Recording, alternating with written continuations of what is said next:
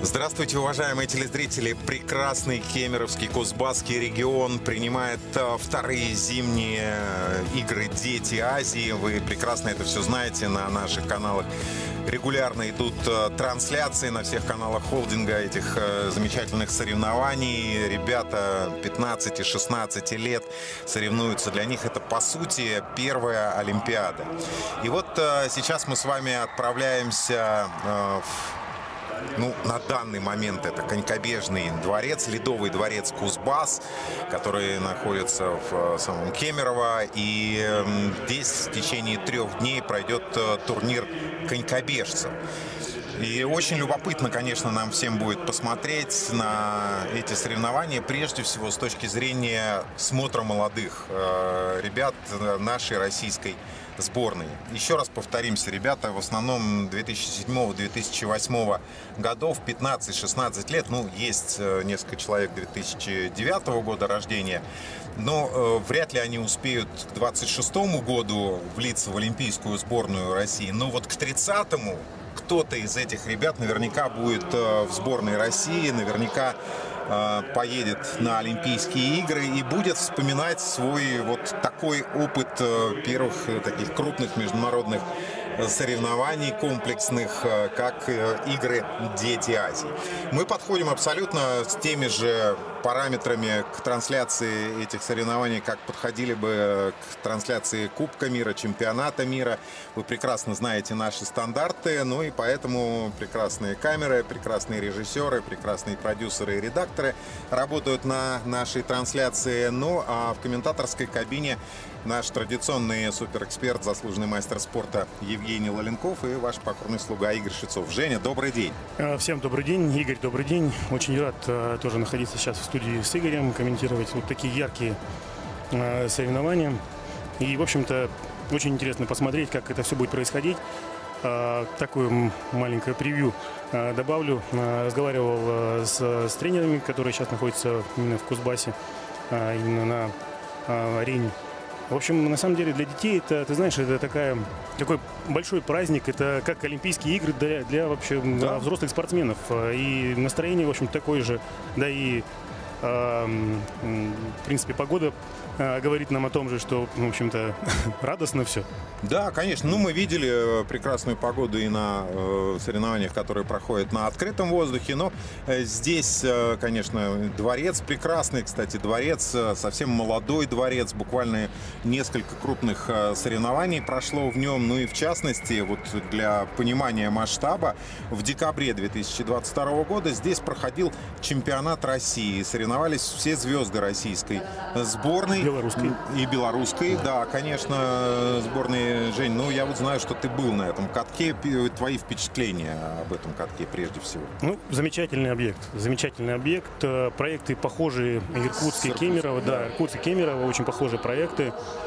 Замечательные условия, различные силовые залы, там легкоатлетический манеж прекрасный, и раздевалки отдельные, и, в общем-то, пространства много.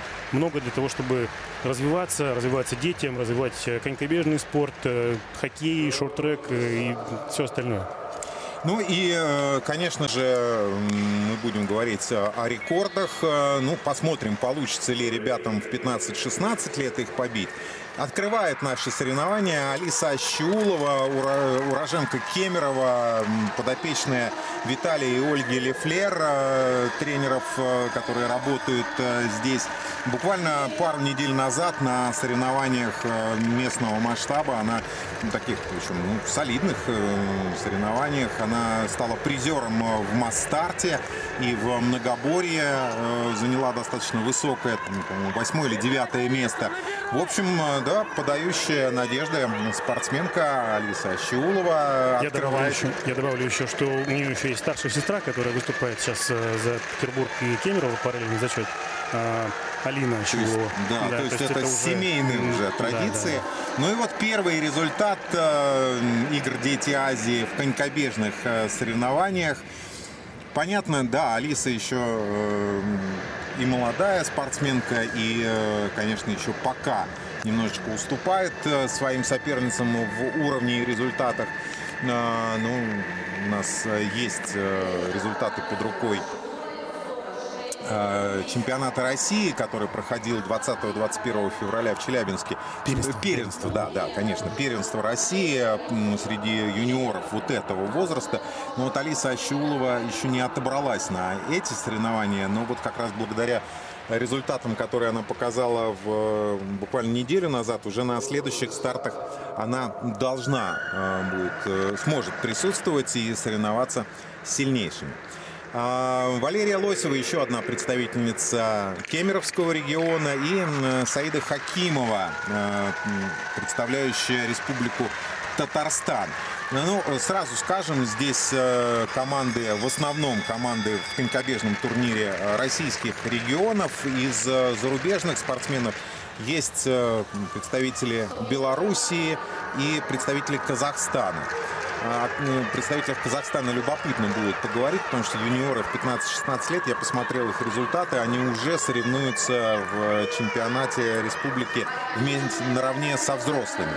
В частности, вот, те, кто побежит, Аиза Рымбек, Екатерина Ларионова в следующих парах, они вместе с Екатериной Айдовой, например, выходили на дорожку в одних соревнованиях. Ну вот надо сказать, что с электроникой, видимо, проблемы так и существуют, потому как в трансляциях ранее Игорь проговаривал, что Матч ТВ почему мы собирались не смог, показывать вот чемпионат России, как раз, который проходил в последних числах декабря, но там возникли просто небольшие проблемы с электронным оборудованием. Здесь результаты просто не останавливаются. Пока я думаю, что наши коллеги в Кемерово все наладят. Да, я немножко поясню. Просто время, которое сейчас берется у ребят, это время по транспондерам, которые одеваются вот на ногах. А хронометраж не соединен с табло, да, и не соединен с телевизионной трансляцией, поэтому результаты будут чуть позднее. Да, но мы можем говорить, в общем-то, о фаворитах этих забегов. Это прежде всего, наверное, конечно, российские девушки. Вероника Бесхлебная, у нее лучший личный рекорд среди участниц этой соревнования. Она побежит в 13-й паре 41.76. И я думаю, что еще несколько человек, призеров вот этого первенства России, будут с ней, безусловно, соперничать. Варвара Романенкова, Альбина Ильясова. Да, то есть, конечно, российские девушки главные претенденты.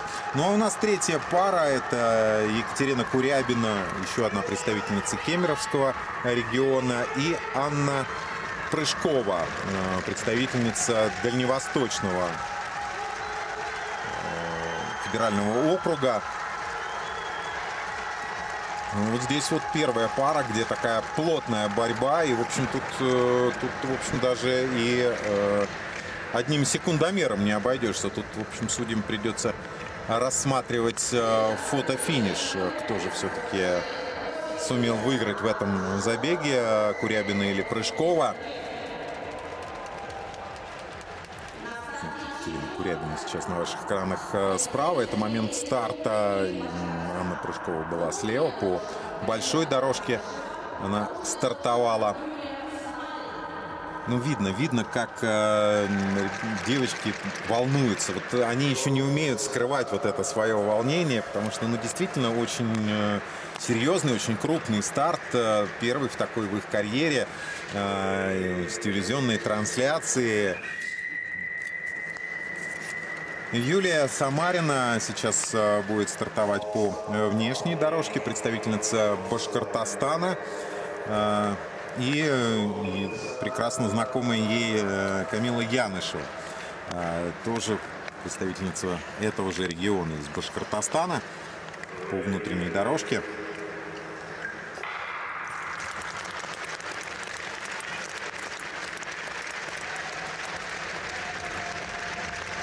Да, безусловно, высокий уровень соревнований, конечно, заставляет участниц понервничать, но тем не менее, посмотри, как бы девушки собираются и выходят на старт. Да, пока вот мы видим разбеги из 12 секунд. Да, конечно, там на Кубке мира, когда мы говорим о лидерах мирового сезона, там разгоны. Ой-ой-ой, какое падение досадное, да. Причем на прямой. Ну, вот это как раз от волнения. Это вот однозначно совершенно, потому что лед свежий, лед еще не побитый, да, его побитого и не будет. И, конечно, просто вот от того, что зажаты были мышцы, от того, что очень большое напряжение было у стартовавшей у Камилы Янышевой, как раз вот она и допустила эту ошибку. Ну, ты знаешь, вот на соревнований такого уровня, по сути, в этом возрасте их в принципе не проводится, да, понимаешь, да. И вот в целом хочу сказать, что участники не так много бегали под крышей, да, в основном в этом возрасте, особенно если мы берем там Башкортостан, там, это все на открытом воздухе происходит, поэтому быстрый лед, он предъявляет некоторые другие требования, вот, поэтому могут происходить вот такие ошибки. Ну вот первая зарубежная участница у нас на этом турнире. Это Ирина Вайценкова из Белоруссии и представительница московской команды Дарья Пиманова.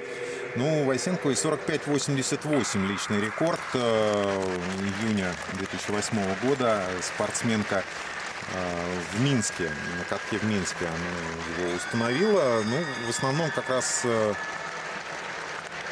девочки белорусские, они как раз в Минске все и отличались. А у Пимановой 43-69 в марте 2022 года. Личный рекорд был установлен в Коломне. И 44-46 в январе этого года бежала она эту дистанцию. То есть, в общем, по личным результатам мы прекрасно понимаем, что преимущество российской спортсменки должно быть, но мы видим его и на дорожке. Очень большой перевес. И, наверное, это будет лучший результат, где-то в районе 44,7, 44,8. Ну, я сказал уже, что мы за рекордами катка следим, но опять же в этом возрасте все-таки не мировые рекорды. Мы сказали, что и международных крупных соревнований нет, но и рекорды катков и мировые достижения не фиксируются. То есть есть юниорские рекорды, но это ребята уже 19-20 лет. Вот Валерия Сорокалетова здесь как раз на чемпионате России, взрослом чемпионате России в декабре 2022 года дистанцию 500 метров пробежала за 40,79 секунды. Айзада Рымбек, представительница Казахстана, 44,81, ее личный рекорд установленный недавно, совсем в феврале 2023 года на катке, на знаменитом катке Медео. Он не так давно был снова возвращен, скажем так, к своим истокам, к своей конькобежной жизни. Она была 13-й на чемпионате Казахстана в спринтерском многоборье. Но еще раз повторюсь, 13-е место — это среди взрослых. Ну и представительница сибирского региона Олеся Заплетина, ее соперница, ну и обыгрывает Олеся свою соперницу.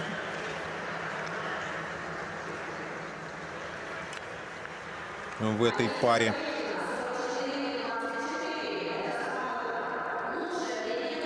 44-24.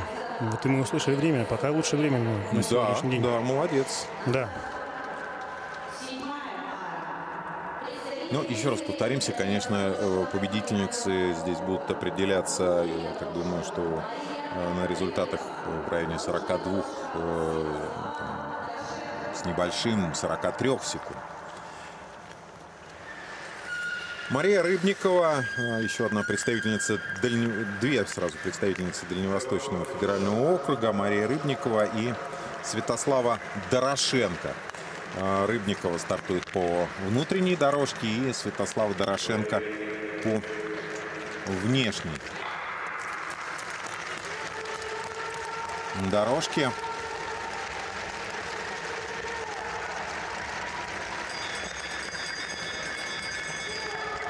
Так, старт выигрывает Рыбникова. Чуть совсем, ну, буквально на пару десятых секунды опередила она свою соперницу. Ты знаешь, очень хороший бег демонстрируют девушки. Она очень активная. Посмотри, как... Во-первых, про хорошие перспективы. Да? Ты проговорил в начале трансляции о том, что этих девушек мы, может, не только девушек, ребят. да, ребят можем увидеть через какое-то время. Вот я бы хотел обратить внимание на, в принципе, на структуру. Хорошие, высокие девушки, которые могут дальше прогрессировать. Ну и финиш Мария Рыбникова. Она, в общем, закономерно выиграла в этой паре.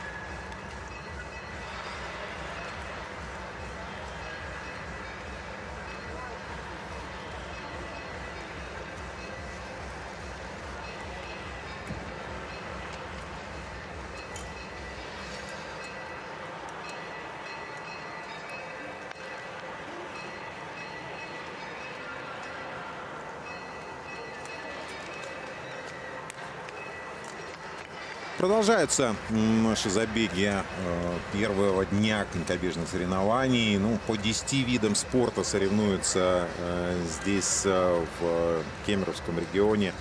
Не только в Кемерово, но и в Таштаголе, в Шерегеше. Ну, сразу в 4 городах региона проходят эти игры. Это, в общем, тоже уникальное достижение соревнований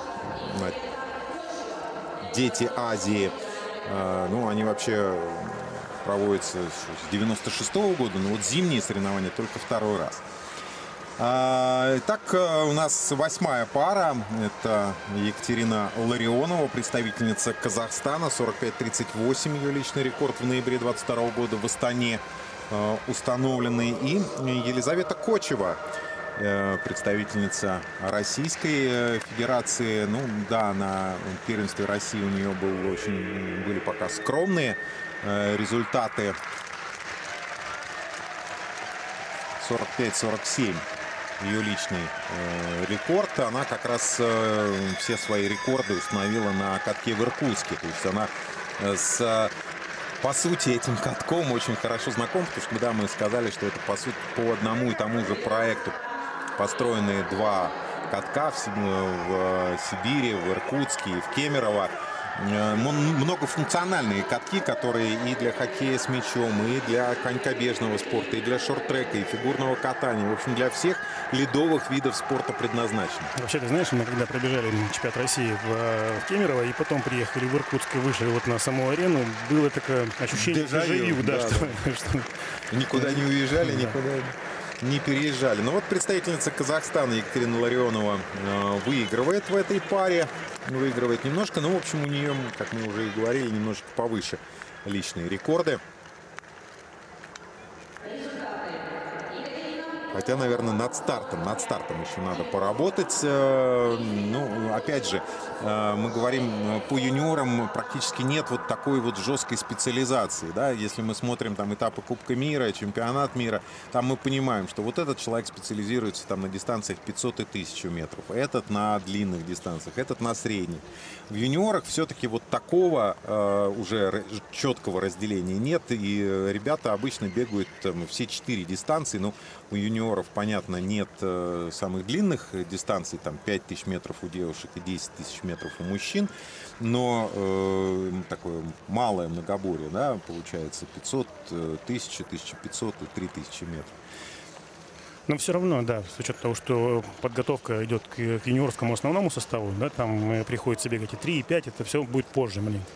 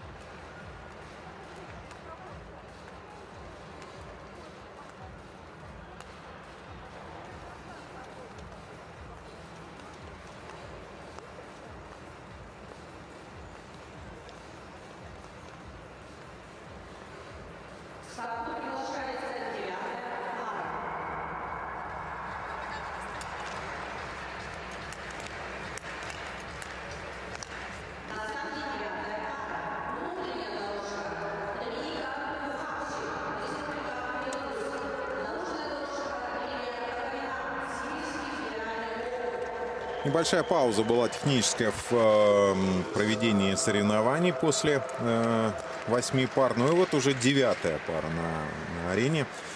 Доминика Кухарчук, представительница Белоруссии. Совсем недавно ей 15 лет исполнилось. 43-35 у белорусский личный рекорд. Опять же, недавний, совсем в феврале в Минске установленный. И опять же, тоже белорусские юниоры соревновались вместе со взрослыми на одном соревновании. 7-е место заняла в спринтерском многоборье на чемпионате Республики Беларусь Доминика Кухарчук. И Лия Коковина, представительница Сибирского федерального округа, ее соперница. Ты знаешь, глядя на забег, сейчас, мне кажется, вот Сергей Тарасов стоял на бирже в качестве тренера. И вот он, мне кажется, больше бежал, чем сама спортсменка, собственно. Ну, Лия Коковина 9-й была на первенстве России среди юниоров. Ее лучшие результаты, ну, по местам были на дистанциях 1500 и 1000 метров. На 500-ке она вот на этом первенстве России была 12-й. 2 недели назад 43-37. Результат она показала.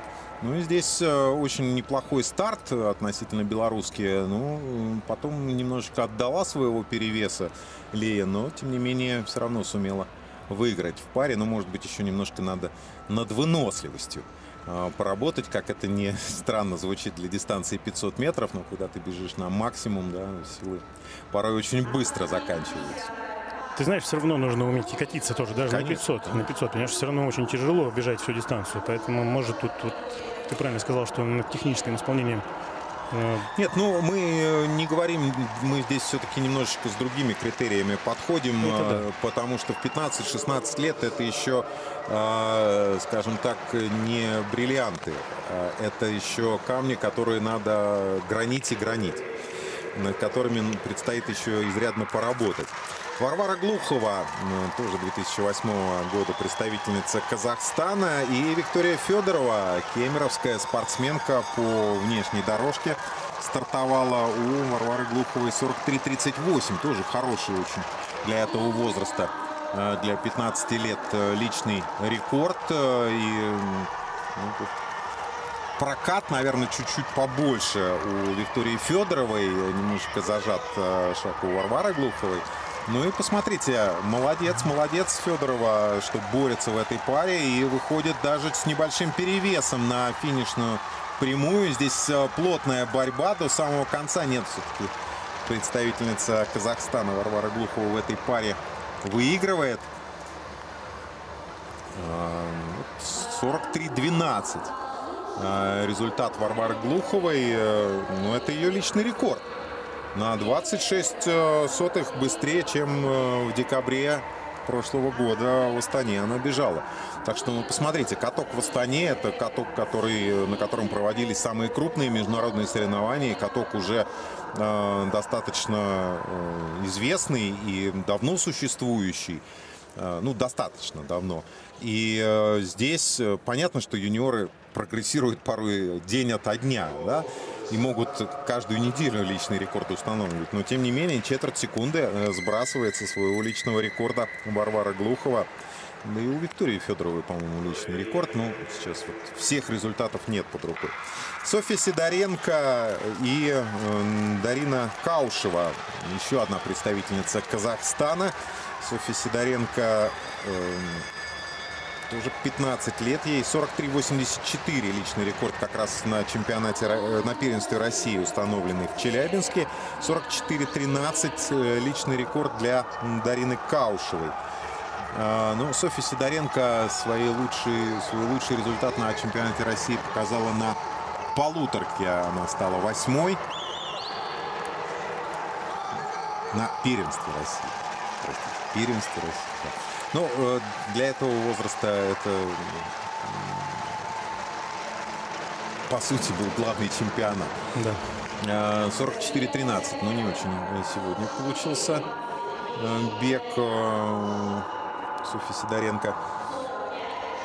Нет у нее результата в сумме всех 4 дистанций на первенстве России. А на дистанции 3000 метров она была дисквалифицирована. Но в 16 лучших-то она должна была попадать. Ну, вот, что-то там произошло. Ты знаешь, на первенстве России по вот этому возрасту, это, получается, средний возраст, золотые коньки, соревнование называется официально, в целом идет зачет и по отдельной дистанции, да, и по сумме 4 дистанций. Поэтому то, что она заняла 15 место на первенстве России по среднему возрасту, на 500 уже, метров. Да, на 500 метров, да, это уже достойно.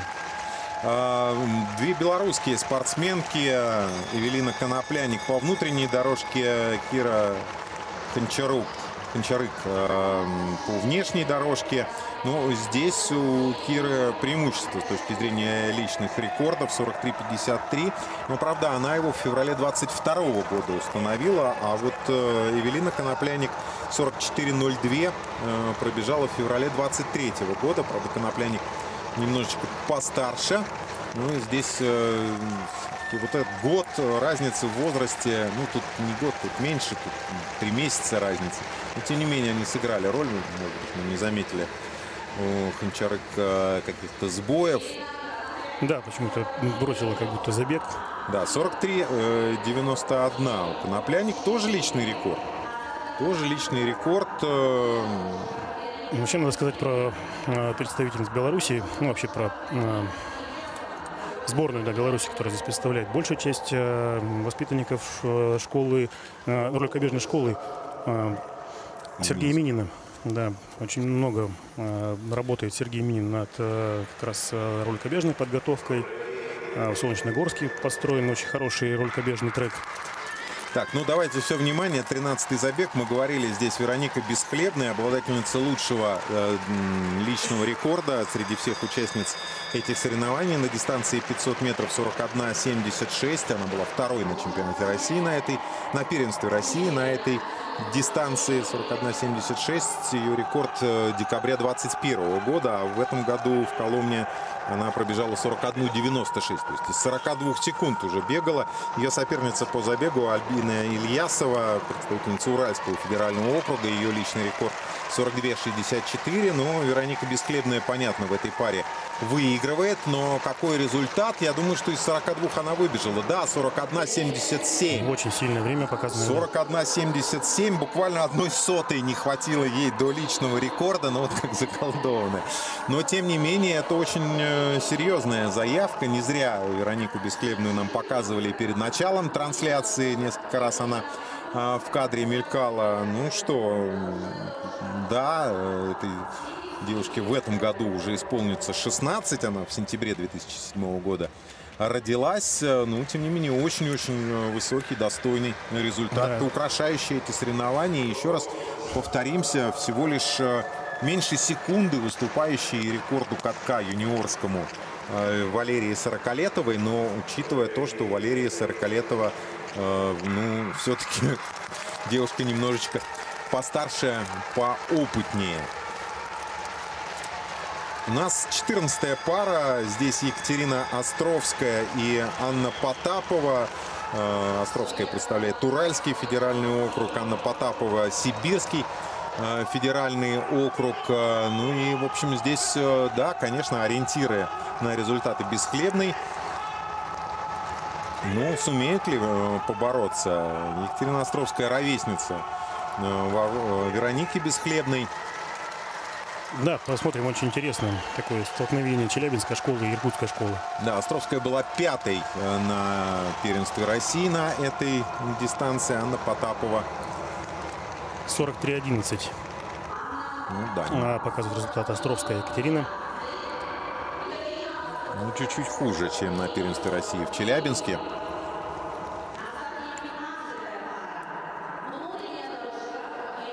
И Анна Потапова немножечко ей уступает. Ее, кстати, личный рекорд был здесь, в Кемерово, буквально 2 недели назад установлен. 42-87, но сегодня его улучшить не удалось. 15-я предпоследняя пара. Ева Букина по внутренней дорожке и Милана Николь Кудряшова по наружной дорожке. Представительница Москвы. Букина представляет Уральский федеральный округ. Близкие очень личные рекорды. 42-90 у Букиной и 42-95 у Миланы Николь Кудряшовой. Ну, вот разбег 11-45. Так, а почему нет? Показали Полину Митрехину и Варвару Зайкову титр. Оказалось, что... Нет, должна быть Букина, да, и Кудряшова на дорожке. Да, ну, думаю, московская, да, Милана Николь Кудряшова, московская спортсменка. Ну да, тут, знаешь, в чем, скажем, сложность, да, в том, что следующая пара именно такой же регион, да, также Уральский федеральный округ и центральный. Вот Алексей Зуйков на тренерской бирже, тренер как раз Вероники Бесхлебной. И, собственно, Кудряшова Милана Николь. Ну, я хочу сказать, что девушки, скорее всего, попробовали и московский лед, когда он уже еще был на тот момент. Ну да, начинали свое обучение, да, на катке в Крылатском. Ну, мы надеемся, что у следующих поколений. Так, ну и вот заключительная пара, значит, все правильно, ничего не перепутали. То были Букина и Милана Николь Кудряшова, а вот здесь... На ваших экранах сейчас Варвара Зайкова и ее соперница Полина Митрехина. Победительница первенства России недавнего как раз в многоборье. Но, правда, свои лучшие результаты она показала на средних и длинных дистанциях. На 500-ке была 9-й, 43-10. Личный рекорд у Варвары Зайковой 43-20. Личный рекорд. Да, но на первенстве России в Челябинске это было 44-16 и 23 место на 500. Ну вот по забегу, посмотрите, Зайкова потихонечку начинает выигрывать, да, лидировать. Ну, я думаю, что Полину Митрейкину мы еще увидим как раз, ну и сегодня на полуторке, и завтра на дистанциях 1000 и 3000 метров. Ну, да, понятно, здесь много достаточно проиграли лидеру. Ну и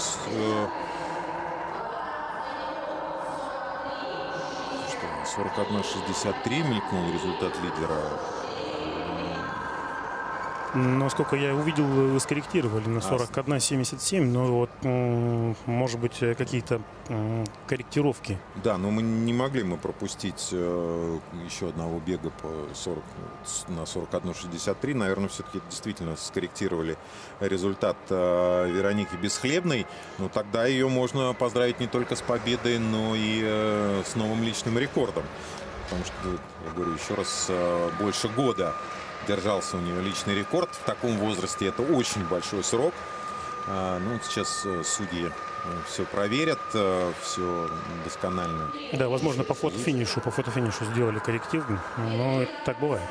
Ну, это нормально совершенно, да. Но на уровне мира тоже идут корректировки результатов, может быть, там не на 15 сотых, как в данном случае, там 14, а на 1-2 сотые секунды, но, тем не менее, это происходит, в общем-то, регулярно. Так что, ну, а самое главное, вот даже не результаты важны сейчас, а вот мы видим и девушек там после забегов, и их тренеров, и у всех очень хорошее настроение. Вот мне что нравится на таких стартах, что ты прямо смотришь картинку или присутствуешь сам на таких соревнованиях и буквально заряжаешься положительной энергией. И зрителей, посмотрите, как много пришло. Ну, скажем, что проход на все соревнования на играх Дети Азии бесплатный, только на церемонию открытия и церемонию закрытия продаются билеты, а во всех остальных случаях можно прекрасно прийти поболеть за юных звездочек, запомнить уже себе какие-то имена в тех или иных видах спорта, чтобы потом, когда они уже станут мировыми звездами, болеть и вспоминать. А вот в феврале 2023 года мы видели ее первые международные старты. И болели там за эту спортсменку еще вот с тех давних результаты. Они, может быть, дадут нам таблицу? Нет? Ну а как это можно без таблицы?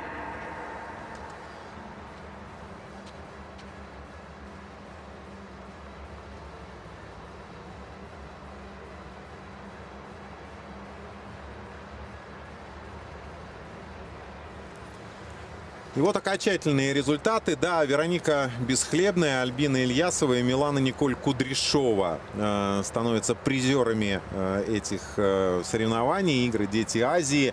Вторые зимние соревнования и первые в Кемеровском регионе.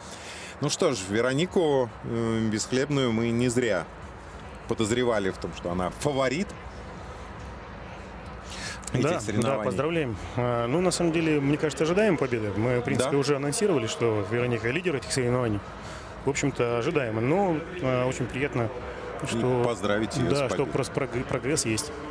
Ну и ждем соревнований ребят на этой дистанции.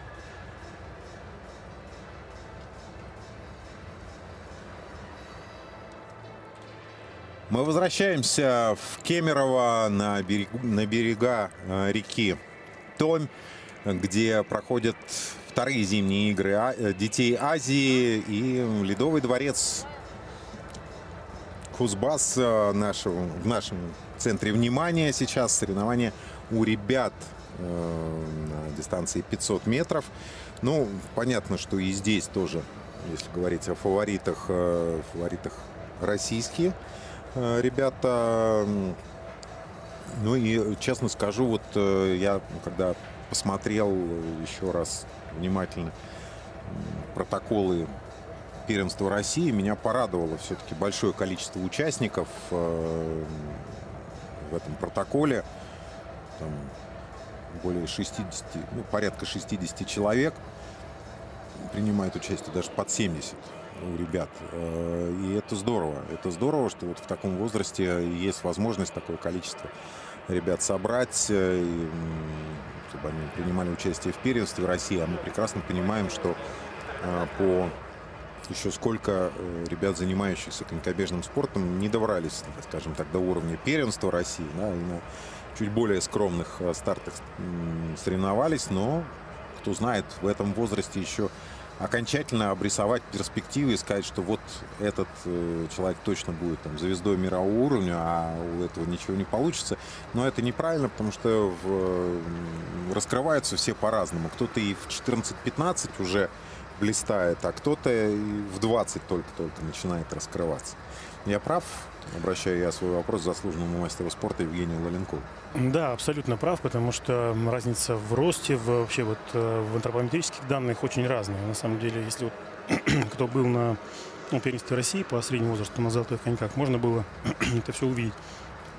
Потому что у некоторых активный рост происходит вот как раз в 14-15 лет, да, кто-то, наоборот, поздний. Это вот как раз говорим об акселератах, об гидрантах, которые позже зреют, да, условно.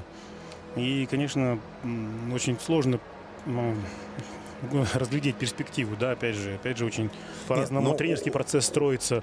Опытные тренеры, это, конечно, не только по росту и физическим данным, а и по каким-то другим показателям видят хорошие таланты. Абсолютно верно. Это не только, кстати говоря, физические данные очень важны, но и очень важно психологию, да, просмотреть вот в этом возрасте, потому что есть бойцы, которые просто готовы вот встать и рвать и все остальное. А есть люди, которые более мягче себя проявляют. Вот это тоже очень важный принципиальный момент. Поэтому как раз вот статус этих соревнований позволяет просмотреть, да, кто готов, кто может биться до конца, а кто, как бы, условно, где-то горит, где-то волнуется чрезмерно, и вот это волнение не позволяет проявить себя на максимум. Ну вот у нас первая пара на старте. Да, и здесь тоже нечетное количество участников собралось, поэтому в первой паре только один участник. Это Максим Шеймуратов, представитель Дальневосточного федерального округа. С сентября 2007 года спортсмен, я думаю, что в данном случае фальстарт даже на пользу еще не успел так занять позицию полностью спортсмен. 43:39 20 февраля 2023 года пробежал он на первенстве России в Челябинске. С этим результатом был, правда, на дистанции 500 метров скромным 62-е место. Но, тем не менее, представляет свой регион на играх «Дети Азии». Возможно, что первые его соревнования международные. Да, но не говоря про международные старты, а именно про сам старт. Сейчас судья на старте — это Юлия Сергеевна Митрофанова, которая имеет уже большой опыт. Да, в том числе и на Кубке мира. На Кубках мира, поэтому вот такие вот, скажем, сложности для спортсменов, да, молодого уровня, потому что Юлия Сергеевна уже, скажем так, с богатым опытом. Ну и главный судья этих соревнований Анна Нигаматуллина. Это же тоже судья мирового уровня. Да, я просто потому, что очень волнительно для людей. Да, для ребят, да. Да, потому что требования стартера очень высокие. И, в общем-то, бывают вот такие вот накладки с фальшстартами. Не готовы они еще, или, может быть, еще пока не знают, каким образом нужно держать стартовую позицию. И, в данном случае после заливки льда, может быть, даже хорошо, что лишние там секунд 15-20, чтобы встал лед, чтобы пожестче был лед. Это нормально совершенно. Два представителя Кемеровского региона, Никита Горобченко и Артем Серафимов. Горобченко стартует по внутренней дорожке, Артем Серафимов по внешней дорожке. Да, тренер обоих представителей Кемеровской области Виталий Лефлер. Да. Вот сейчас я думаю, что мы его увидим на переходной прямой. Очень хороший разгон. Вот Виталий как раз. Вообще, надо отметить, очень богатое, очень широкое представительство Кемеровской области на именно этих соревнованиях. И я хочу сказать, что это очень хороший знак, хороший признак, что школа работает. И... Да, при том, что это мы говорим... Ой, падение. Это самое падение очень резко поставил на внешнее ребро. Да, перевалился просто. Да. Ну, главное, что никаких травм. 44-36. Это все-таки Никита Горобченко. Это не Дмитрий Архипов. Да. Немножечко у нас титры убежали вперед на одну пару. Да, конечно, мы понимаем, что вот ребята еще такие выглядят щупленькими для спринтеров. Да? Мы привыкли, когда спринтеры там, на дистанции 500 метров, это мощь, огромная мускулатура. Да? Ну, сейчас, в последнее время, конечно, меньше. Это если вспоминать вообще 80-е годы, когда на открытых катках соревновались. Ну, а возвращаясь к твоим словам о представителях Кемеровского региона, да, то есть мы понимаем прекрасно, да, мы говорим, что замечательный дворец, но этот дворец, по сути, второй сезон существует, да, и здесь им можно там заниматься и соревноваться. Но до этого, значит, ребята на открытом льду росли, и у них остался интерес. А сейчас, когда они в свое распоряжение такой великолепный дворец получили, ну так значит еще будут. И новые ребята придут в секции, и те, кто уже занимается, соответственно, получат возможность расти еще быстрее, больше проводить времени на льду, вне зависимости от того, какая погода. Знаешь, я вот как раз с Виталием в декабре мы обсуждали этот вопрос. Да, был открытый лед, вот буквально недалеко от Кузбасс-арены был открытый лед, и они там тренировались, и, в принципе, достаточно недалеко. И, то есть вот вся та группа, которая у него была на открытом катке, она переместилась вот сюда. Но были небольшие проблемы с транспортной логистикой, потому что новый каток построен немножко, скажем так, в отдалении, да, от жилого массива. Но сейчас отладили транспорт и, в общем-то, хорошая доступность. Но это здорово, что руководители региона подумали не только о том, как построить дворец, но и о том, чтобы всем было удобно туда добираться. Это здорово, это очень приятно. Дмитрий Архипов и Артем Антонюк. Это уже два представителя Дальневосточного федерального округа. Ну, обидно, конечно, Дмитрий Архипов сейчас не удержался в повороте, но хорошо, что не помешал своему напарнику по забегу Артему Антонюку закончить дистанцию. Стараются, и, конечно, очень хочется проявить себя. Иногда вот это желание, оно перехлестывает и, соответственно, мешает показать все, на что способны. 43-18 у Антонюка. Да, ну вот, конечно, разительная разница. Я думаю, что мы сейчас по картинке увидим, насколько разница, скажем, в росте, в весе, да, у ребят. Ну, что все увидите в процессе трансляции.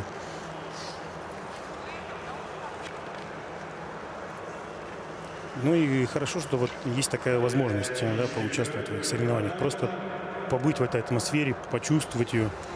Опять же, быстрый лед. Я думаю, что под эти соревнования ледовары подготовили прекрасный лед, поэтому это такой очередной опыт для ребят.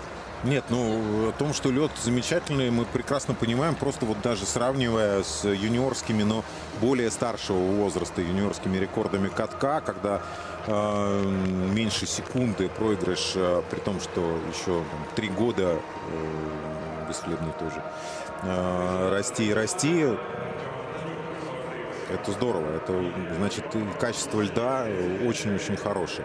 При том, что мы знаем, опять же, да, молодые катки, они несколько лет, скажем так, приходят к своему лучшему состоянию. Да, во-первых, просто это совершенно невозможно отследить и заметить, да, но все равно после строительства любого дома, любого сооружения какое-то время еще в воздухе остается абсолютно невидимая глазу пыль, которая осаживается на лед и, естественно, снижает его качество. Это мы проходили на всех даже олимпийских катках. Ну, еще тебе добавлю к этому же, что на этой арене проходило и открытие детей Азии, плюс еще на этом же катке в центре, вот вы можете увидеть на трансляции, в центре, скажем, соревнований по шорт-треку. По шорт-треку, да, устанавливают коробку, и там видно очертания даже сейчас, вот если вы крупным планом посмотрите.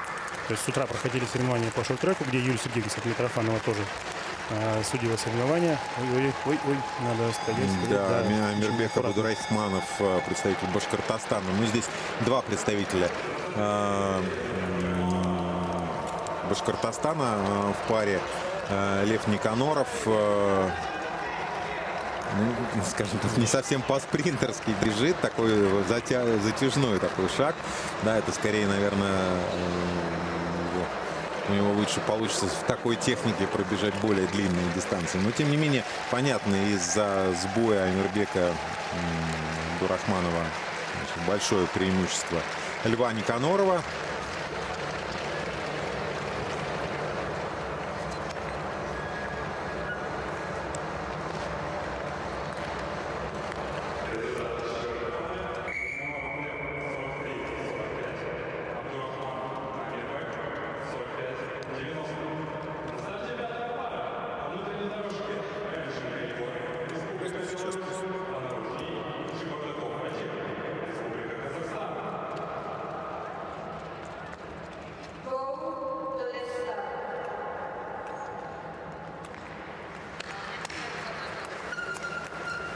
Представитель Белоруссии Егор Ханченко, 41.96 его личный рекорд. И Вадим Чебардаков, 42.70 в Астане. Представители Белоруссии и Казахстана. Но казахстанец Вадим Чебардаков гораздо лучше стартовал. Да, и плюс еще у Ханченко были сбои на старте, но по ходу дистанции посмотрели, добавляет.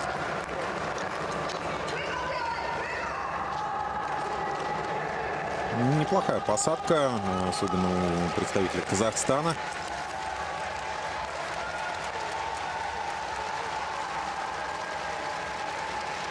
И так здорово он до конца отработал дистанцию. 42.89.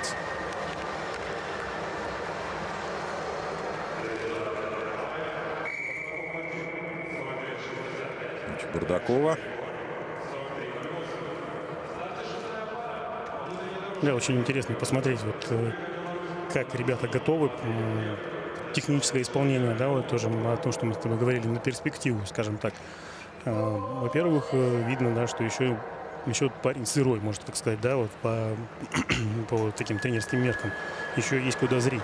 Ну, это абсолютно логично, абсолютно логично. Вот Федор Данилов, представитель Белоруссии, так помощнее парень, как раз о физических данных, да, мы видим.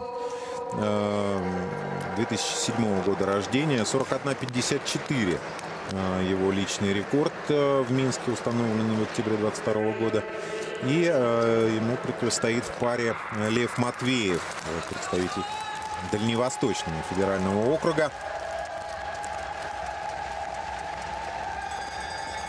Ну вот Федор Данилов, просто видна уже такая мощь и стать у этого парня, да, несмотря на то, что 15,5 лет всего. Немножечко вынесло его из малого поворота. Приходится снова на прямой отрабатывать по полной, набирая скорость.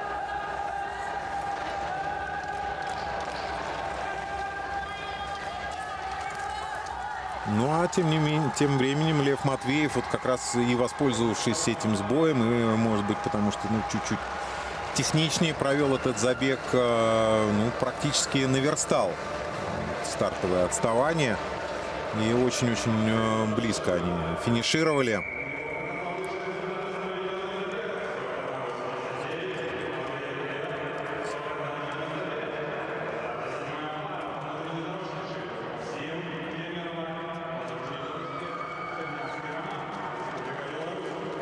Вот как раз этот сбой Федора Данилова.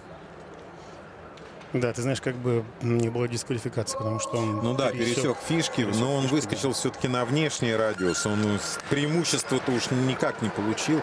Ну, посмотрим, что судьи решат. Максим Шевелев, представитель Кемерово, и его соперник белорус Роман Чернавский. 41-70 у Чернавского, но что-то задержался на старте белорусский спортсмен. Ну и хочу сказать, что у Шевелева это просто очень хороший старт. Да. Да, очень хороший старт. Смотри, какие резкие движения. Ну, в общем...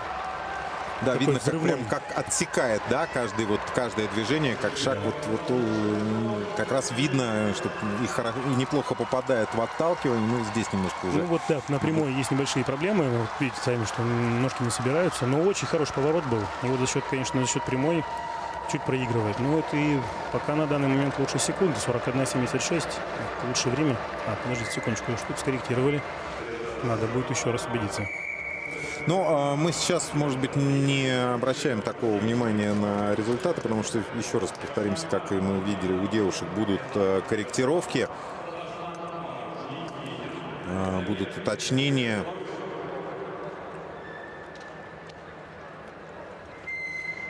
Ну, вообще, надо сказать, что вот конькобежный спорт — это такой сложный координационный вид спорта. И для того, чтобы прийти вот такой мощной, идеальной технике, нужно, конечно, время.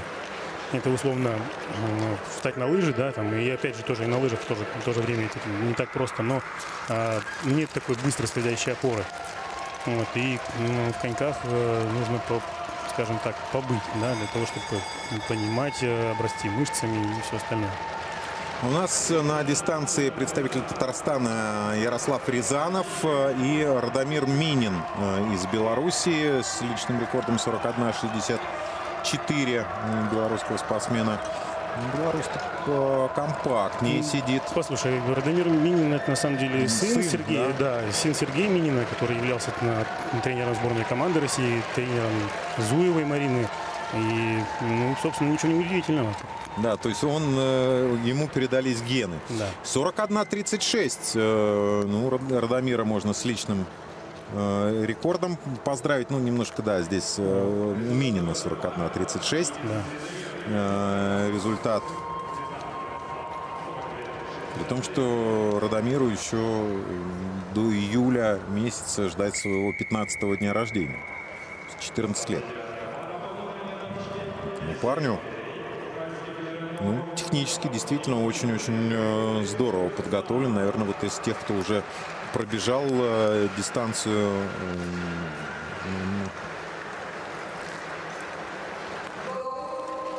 по именно техническому оснащению выглядел лучше всех.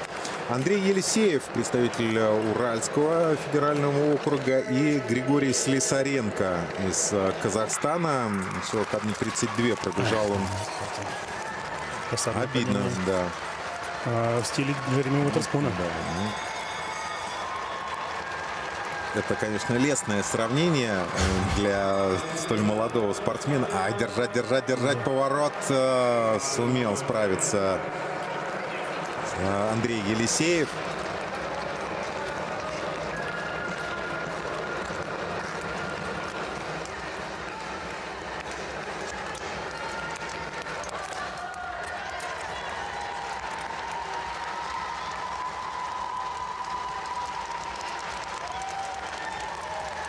И финиш Андрея Елисеева 40.34.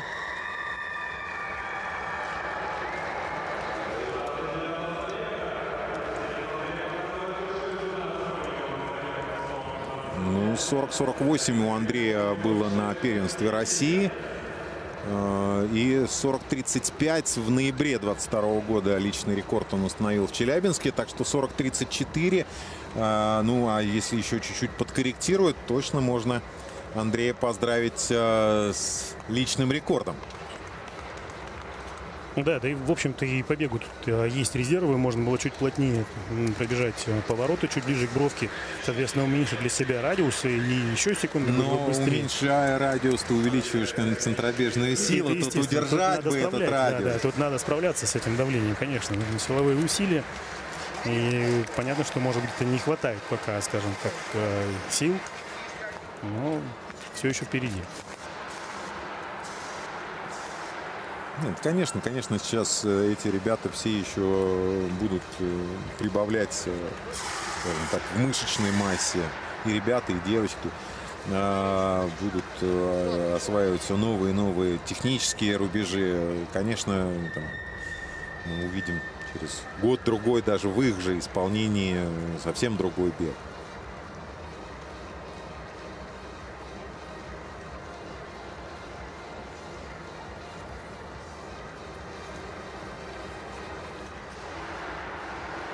Небольшая пауза, ну, так часто бывает именно на крупных международных соревнованиях. После падения спортсмена, особенно когда поцарапан лед, проверяют очень тщательно и судьи, и ледовары, чтобы все было идеально. Вообще очень большое количество судей со всех регионов здесь представлены. И я вижу и представителей Коломны, судейской бригады, и Челябинской. Вот как ты уже сказал, что Анна Нигматуллина, главный судья этих соревнований. Ну, это тоже хорошая практика, и в том числе. Да, конечно, это не только для молодых спортсменов, это, в общем-то, и для судей, и сотрудников дворца. Это все тоже прекрасная школа, прекрасные возможности осваивать какие-то новые детали, расти. Потом, может быть, поехать варить лед в Калгари или стать главным судьей на чемпионате мира на Тиалфе. Ну, кстати, напомним, что параллельно с показом Детей Азии по вечерам, начиная с завтрашнего дня, 4 дня великолепного зрелища с Тиалфа чемпионата мира. Вот, конечно, сравнение будет. Дмитрий Виноградов на дорожке, представитель Сибирского федерального округа, и Денис Мезенцев из Казахстана отправились на дистанцию.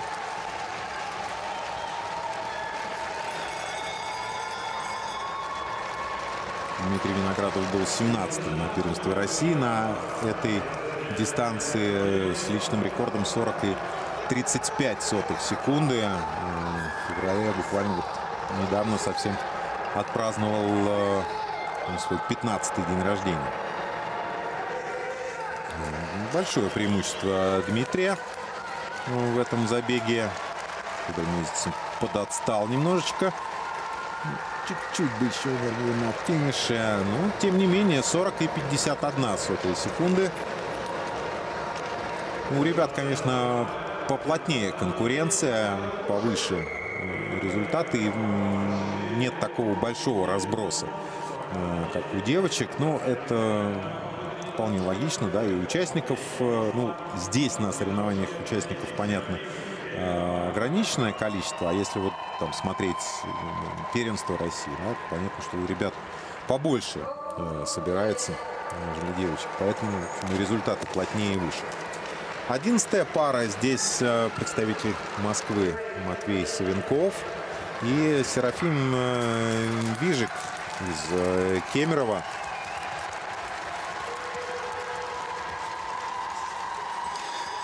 Серафим Визик, поправлю тебя маленько. Да, Визик, да.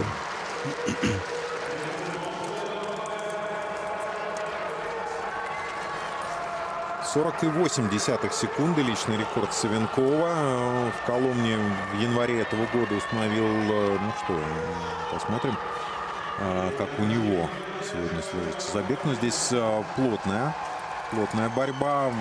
Москвич немножечко уступает. Да. 40-75. Результат, да, Визика Серафима.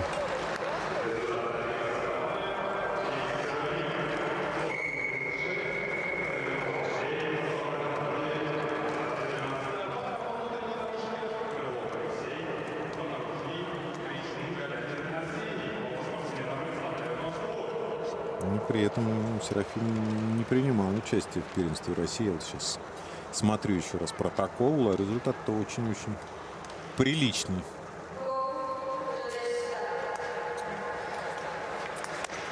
В третьем десятке был бы на первенстве России. Арсений Кричун-Галятин, московский спортсмен, 41.01. Его личный рекорд, опять же, с первенства России. И его соперник также москвич Алексей Крылов. Ну, московская сборная здесь представлена не только в конькобежных соревнованиях, но и вообще во всех очень серьезной командой. И не зря уже за первые дни соревнований успела сформировать лидерство в медальном зачете. Ну и вот еще одна золотая медаль от Вероники Бесхлебной добавилась для московской команды.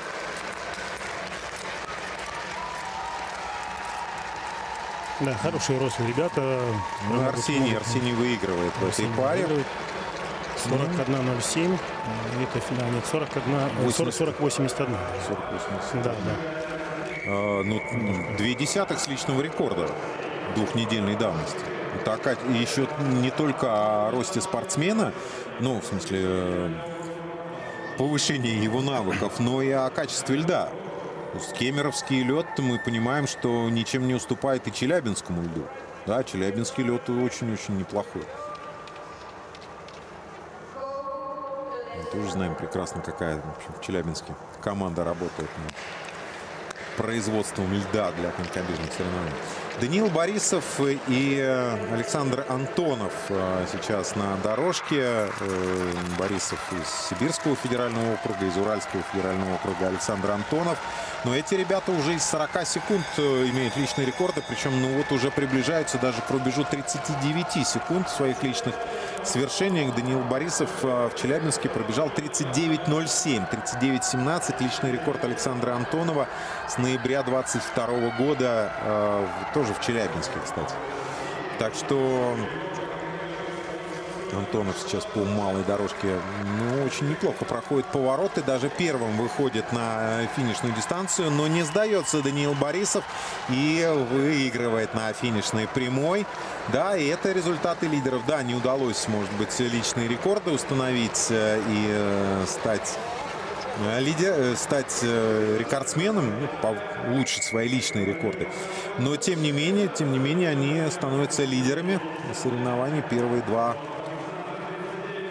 результата сейчас в турнирной таблице. Ну, понятно, что с каждой парой ребята все сильнее и сильнее. У нас через одну пару побежит Кирилл Батюшкин, который вот-вот и 38 секунд в личном рекорде разменяет. Так что посмотрим. Но, тем не менее, хорошие достижения. Алексей Плешков сейчас на дорожке. Также вот соперничество Уральского и Сибирского федерального округа. Алексей Плешков уралец и Юрий Фогель из Сибирского федерального округа. И тоже личные рекорды в районе 40 секунд. 40.04 у Плешкова, 40.14 у Юрия Фогеля. Оба этих результата были показаны в Челябинске. Но у Фогеля на первенстве России, а у Плешкова в январе 23 года, чуть-чуть пораньше. Да, ну вот интересно воспитание детей. Да, две школы. Уральская, Челябинская школа конкретно. И, в общем-то, иркутская. Тренер Тарасова Ольга Николаевна работает как раз в Иркутске на Байкал-арене. Да, Юрий Фогель выигрывает этот забег 39.64. Фогеля можно поздравить. Впервые в своей карьере разменял 40 секунд. Отлично. Ну, еще к разговору о при том, что Фогель, прости, я тебя перебью, вот самый юный как раз участник этих соревнований, он в июне 2009 года только родился, ему 14 лет нет. Да, ну и я хочу сказать, что специалист больше на длинной дистанции, потому как на первенстве России он выиграл 3000 метров. То есть мы его еще увидим на дистанции 1500 метров. Я думаю, что там будет немножко поинтереснее картинка, нежели чем на дистанции 500 метров даже. Ну, так, следующая пара на старте. Как раз Кирилл Батюшкин, представитель Иркутска, и Михаил Матрюхин. Матрюхин, да, Михаил. Да, здесь в паре сложно представить себе борьбу. Представитель Казахстана 2 с лишним секунды в личном рекорде уступает Кириллу Батюшкину. Кирилл Батюшкин был вторым на первенстве России на этой дистанции. Уступил только Владиславу Смолину, который здесь не выступает на этих играх.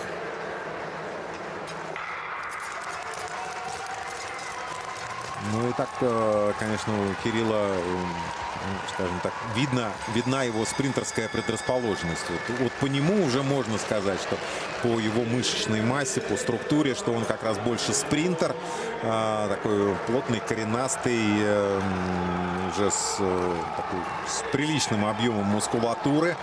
Ну, не зря, в общем, обладает таким высоким личным рекордом. Посмотрите, какое большое преимущество его над Михаилом Матрюхиным. Да, ну и разница, конечно, в антропометрии видна. Да, да. Невооруженным глазом.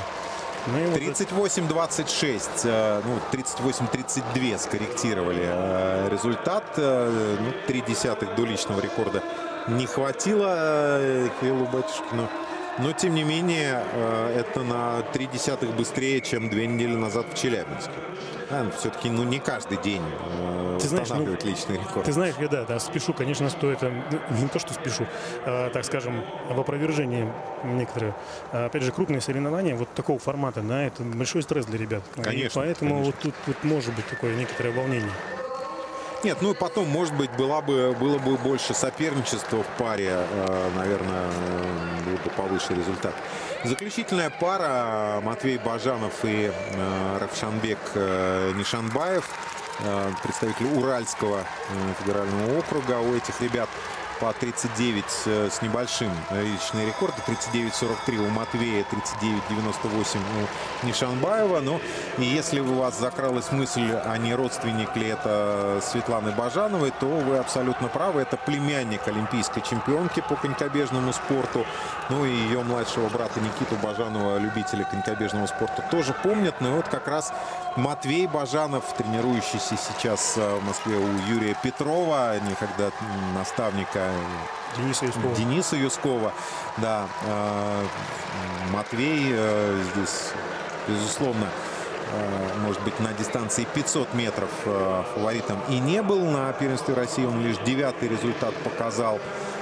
Но для Матвея это не стало препятствием для победы на первенстве России в сумме многоборья, потому что он прекрасно себя чувствует на более длинных дистанциях. Он на первенстве России выиграл и 1500 метров, и был призером и на 1000, и на 3000 метров. То есть, в общем, ну, может быть, стартового разгона, взрыва такого не хватает. А вот на других дистанциях, конечно же, Матвей будет одним из главных фаворитов этих соревнований. Ну, сегодня 40 секунд не разменял. Ну, скорее для него, наверное, это была такая пристрелка и разминка. Посмотрим, что сегодня будет на дистанции 1500 метров. Ребята вот сейчас закончили забеги на 500-ке. Ну и дальше у нас сегодня в программе 1500 метров в исполнении девушек и ребят. Итак, Кирилл Батюшкин, да, мы видим, с большим преимуществом обыгрывает Даниила Борисова. А, вот у Матвея Бажанова 39-68. Да, опять же, скорректировали немножко время. Ну, на 0,02 быстрее, чем в Челябинске. Матвея Бажанова. Так что тоже... Нет, ребята, большие молодцы. Поздравляем победителей и призеров дистанции 500 метров. Ну, ребят. Да, хорошие очень высокие результаты. И мы видим уже действительно тех ребят, на кого стоит обращать внимание уже и тренерам сборной.